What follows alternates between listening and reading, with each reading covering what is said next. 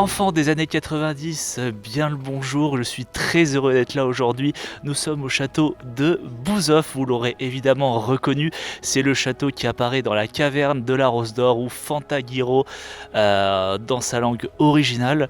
Château qui est malheureusement pas visitable de manière libre, on va faire une visite guidée pour le faire. Vous entendez le petit carillon qui est là, mais en tout cas voilà, vous reconnaissez bien sûr l'entrée, le fameux pont que l'on voit au début de la série avec le roi qui arrive avec ses chevaliers, évidemment Fantagiro qui s'échappe du château une fois qu'elle est grande. Il y a bien sûr le puits, c'est ce qu'on va vous montrer dans cette vidéo, mais dans cette vidéo vous n'allez pas voir un seul château ni deux châteaux, mais trois châteaux, puisqu'il y a eu principalement trois châteaux qui ont servi de lieu de tournage pour la série Fantagiro, la caverne de la Rose d'Or, le château du coup de Bouzoff, donc le château de la princesse Fantagiro, le château de Pernstein qui est le château tout simplement du prince, et le château de Bojnice, le château de la sorcière noire qui se trouve en Slovaquie.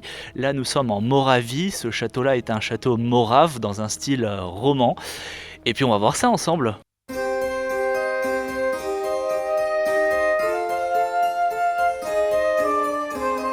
Ça y est, on a acheté nos billets, je suis super... Joyce est super content aussi d'être là parce que c'est la première fan quand même de la caverne de la Rose d'Or. C'est elle d'ailleurs qui m'a fait découvrir cette série qu'on s'est regardé les dimanches après-midi, franchement. Puis d'ailleurs je crois que la série passait le dimanche, il me semble. Longue série quand même, 1h30 par épisode. À chaque fois c'était un épisode en deux parties, des décors en carton, que de bons souvenirs. Et là ça y est, on voit le décor en vrai. Donc voilà, la visite, vous ne pouvez pas évidemment, comme je vous ai dit, visiter le château librement, c'est une visite guidée, mais c'est pas grave parce que ça vous permet du coup de voir tout. Peut-être qu'on va voir l'intérieur, je ne sais pas ce qui nous attend. Ça coûte seulement une petite dizaine d'euros. Vous avez un guide en anglais, évidemment. Toutes les explications sont en tchèque, et je suis obligé de passer en voix off parce que la visite est guidée et surtout très bien encadrée. J'en profite au passage pour souligner l'extrême amabilité des guides et la patience des visiteurs, parce que dans cette séquence où vous me voyez faire un petit speech de présentation au début de la vidéo, et bien derrière la caméra il y avait tout un groupe de Tchèques qui attendaient que je termine mon numéro de journaliste pour démarrer la visite, mais ça bien sûr moi je ne le savais pas. Enfin bref, il valait mieux que l'on se montre un peu plus discret. Évidemment, la caverne de la Rose d'Or n'a été citée qu'en guise d'anecdote. L'intérieur des pièces est très impressionnante, difficile vraiment de se sentir concerné par l'histoire médiévale tchèque, je vais être honnête avec vous, mais il était plaisant de s'imaginer un peu à quoi pouvait ressembler la vie de château au cours des siècles qui se sont succédés et des différentes rénovations. Mention spéciale pour la fresque dans la salle des chasseurs et l'impressionnante salle des chevaliers qui a l'apparence d'une cathédrale. Le château de Bouzoff est un véritable trésor national depuis 1999 et donc un arrêt vivement conseillé lors de vos prochaines vacances en Moravie. Pour en revenir à Fantagiro, on a reconnu plusieurs parties du château qui apparaissent tout au long du premier épisode, comme les fameux escaliers en spirale, ce couloir qui mène aux différentes chambres du château.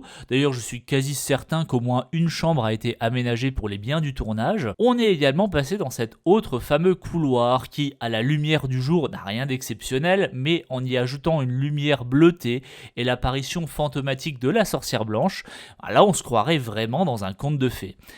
Et bien sûr, ce fameux puits dont vous connaissez l'importance si vous avez vu la série. Pour les autres, je ne dirai rien.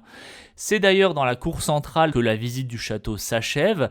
Après l'intérieur, vous pouvez arpenter l'extérieur en faisant le tour des remparts pour avoir différents points de vue.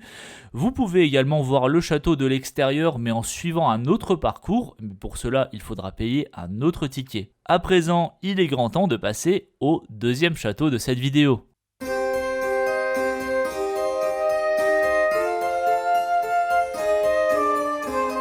Et si vous connaissez la série, en tout cas si vous avez vu la deuxième partie du premier film, vous aurez reconnu l'architecture très particulière du château de Pernstein, qui n'est ni plus ni moins que le château de Romualdo, du prince Romualdo.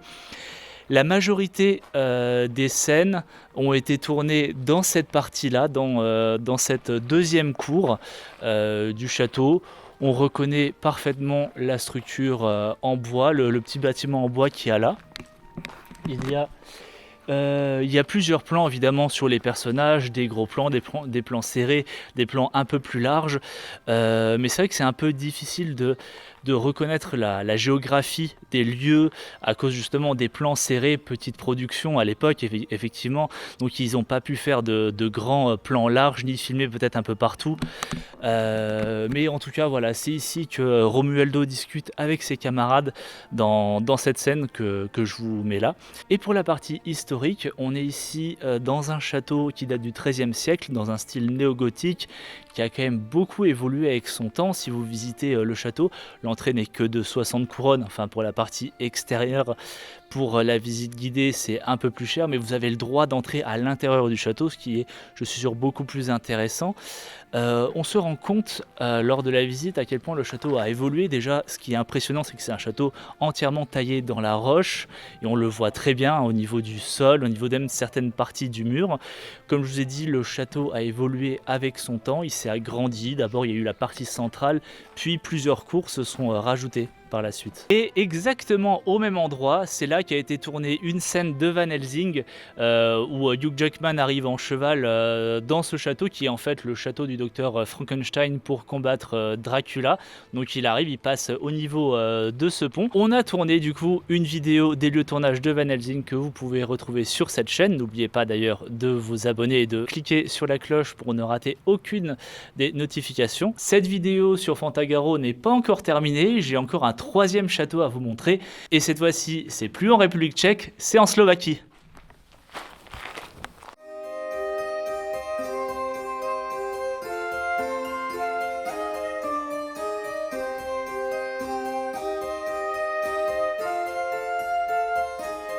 On a quitté la République tchèque pour la Slovaquie pour le troisième et dernier château de cette série de châteaux de notre vidéo La Caverne de la Rose d'Or. Ici le château Bojnice, qui est un château qui a quand même pas mal évolué avec le temps. D'abord construit en bois au XIIe siècle pour ensuite évoluer dans un style romantique au XVIIe siècle.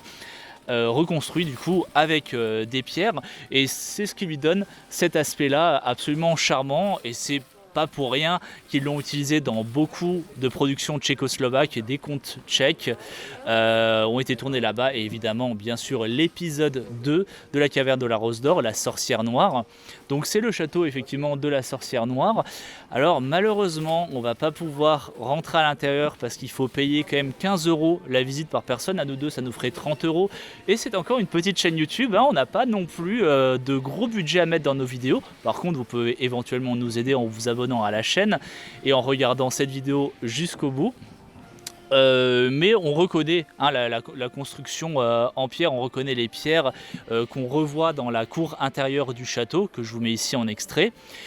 Et il me semble que c'est dans cette tour-là, il y a une scène où la sorcière noire jette un peu des soldats en jouets dans la cour, et elle les jette par cette tour. On reconnaît parfaitement la fenêtre, donc le tournage s'est bien déroulé à l'intérieur du château, c'était pas du studio.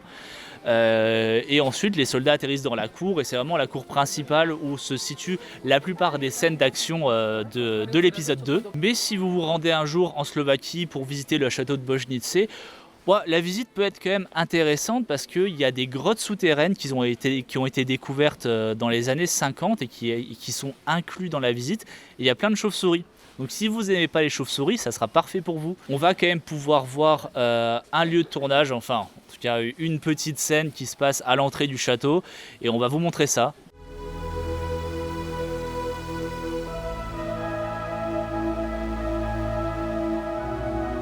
Fantagiro pénètre dans le château de la sorcière noire, donc par ici elle escalade cette structure, hein. Bon, on voit pas vraiment la profondeur dans la scène, on voit pas vraiment comment ils l'ont fait, mais je pense qu'ils ont dû installer une plateforme quand même pour faciliter un peu l'accès, parce qu'on est quand même assez haut.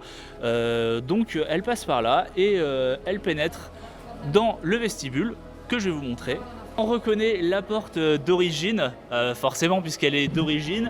cette arche qui est là et ces murs un peu striés, enfin creusés, je sais pas vraiment comment on dit. Et malheureusement on pourra pas aller plus loin puisque la caisse est juste derrière l'arche et on n'a pas payé.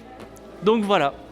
On allait partir, on allait rentrer, retourner au parking, quand tout d'un coup j'ai vu un détail qui m'a questionné, on va dire, parce que je sais pas si vous vous souvenez dans la série, bon je vous mets évidemment l'image en référence, mais en tout cas je me souviens qu'il y avait une fenêtre dans la salle principale où se trouve la sorcière noire. On distingue bien une forme de rosace en fait au niveau de cette fenêtre, comme vous le voyez, et bien justement regardez, c'est exactement la même qu'on voit sur cette façade.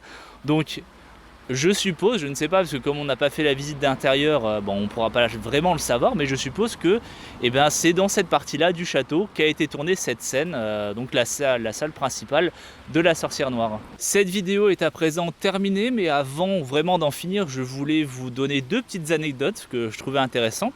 La première, l'actrice qui joue la sorcière noire s'est inspirée en fait de la belle-mère, de la méchante belle-mère de Blanche-Neige pour faire son personnage. Et l'autre anecdote intéressante, vous vous souvenez des enfants qui sont les serviteurs en fait de la sorcière, Éclair et Tonnerre. La petite fille qui joue Tonnerre, qui s'appelle Lenka, l'actrice s'appelle Lenka, c'est la même actrice qui joue l'une des sœurs de Fantagiro, jeune. Voilà, c'est marrant, hein. Merci d'avoir regardé cette vidéo jusqu'au bout. Si, comme nous, vous êtes des nostalgiques de la série La Caverne de la Rose d'Or, que vous voulez en savoir plus sur le tournage, avoir plus d'anecdotes, plus d'informations sur les lieux de tournage, parce qu'il y a eu d'autres lieux de tournage, évidemment, qu'on n'a pas pu visiter. On a fait les 3 châteaux principaux de la série. Sachez qu'on a un podcast qui s'appelle À travers l'écran, qui est disponible sur toutes les plateformes, dont YouTube, Deezer et Spotify. Et au moment où vous regarderez cette vidéo, peut-être que l'épisode sera déjà sorti, ou peut-être qu'on va sortir l'épisode très bientôt. On prévoit de sortir cet épisode à la fin du mois d'août. N'hésitez pas de vous y abonner. On vous mettra bien sûr le lien dans la description. Et on vous dit à bientôt pour de nouveaux lieux de tournage.